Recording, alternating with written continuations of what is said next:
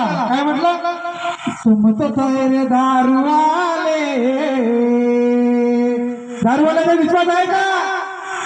नाही सुधारले ते काम का? त्यांचा इमान बेईमान आहे, आणि ज्याचा इमान आहे त्याच्याजवळ भगवान आहे, त्याला दुबारा पेण्याची गरज नाही, नाही का?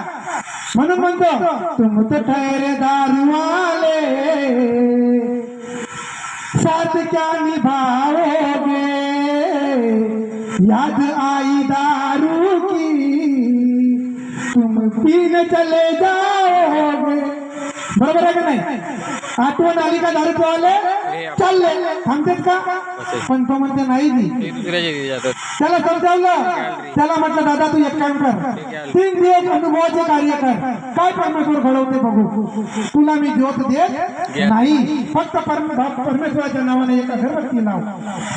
तो घरी गेला, 3 दिवस अगरबत्ती लावली, विनंती केला. 4थ्या दिवशी माझ्याकडे आला, म्हणते आजी माझं मन पक्का आहे, माझा मन पक्का आहे म्हणते, माझा मन पक्का आहे. म्हटलं त्याला म्हटलं ठीक आहे, तू विनंती प्रार्थनेचे पुस्तक घे, सर्व काही घे आणि कार्य कर.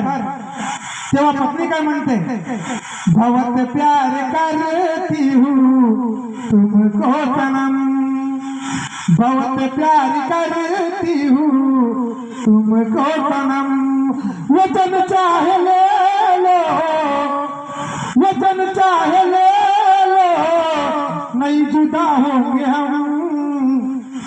वेगळे वेगळे झाले होते की नाही, म्हणून ते पत्नी म्हणते. परंतु कालांतराने असं झालं, मी वेगळ्या जागी सन्मान दिलेलं होतं मामीजी, बरोबर. मला हटवण्यासाठी प्लॅन बनवावा लागला. प्रत्येक लोकांना जगण्याची माझे साक्षी आहेत, माझे पीठ राख आहे, माझे पाठ राख आहे.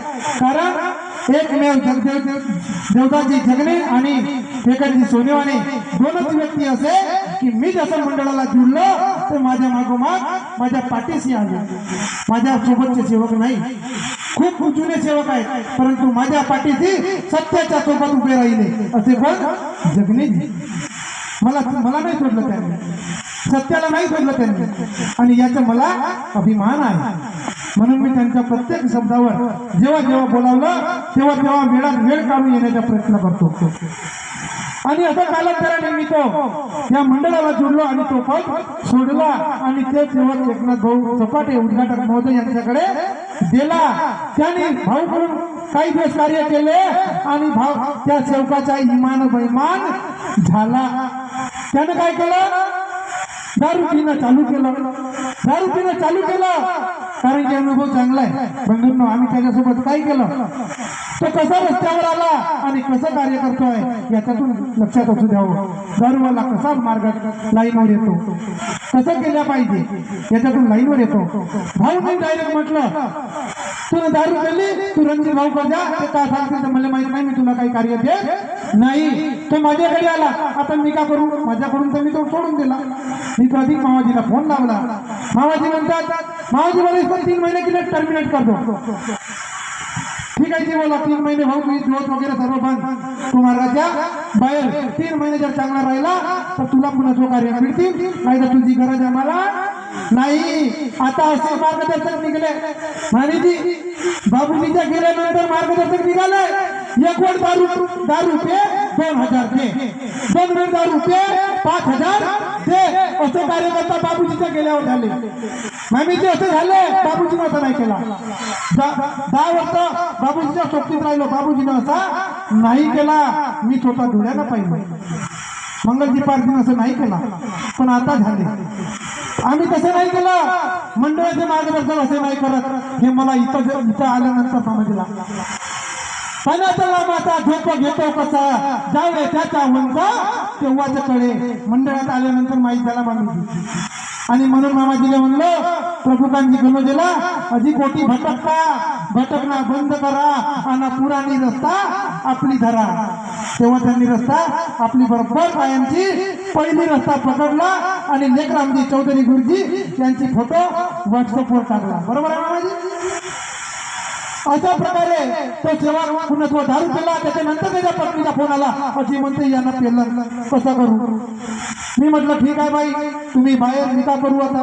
ते रडायला लागली, सर्व काही खूप म्हणजे गौरव करायला लागली. भाऊ म्हणते मी मार्ग नाही सोडत, मी याला सोडतो. म्हटलं ठीक आहे बाई, एक काम कर, त्याला घेऊन माझ्या घरी ये. आली. त्याच्यानंतर मी काय केलं, भाऊ म्हटलं तुला मार्ग मिळेल, परंतु तुझी परीक्षा आहे.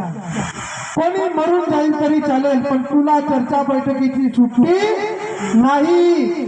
तुला प्रत्येक चर्चा बैठकीमध्ये यावं लागेल, मी सांगितलं त्याला. आणि चर्चा बैठकीमध्ये आल्यानंतर त्या परमेश्वराची आधी माफी माग. हे भगवान बाबा हनुमानजी मानता की बाबा जिंदेजी, मी मार्गाचे कार्य सुरू असताना दारू केली, ही या माझी खूप मोठी चुकी झाली.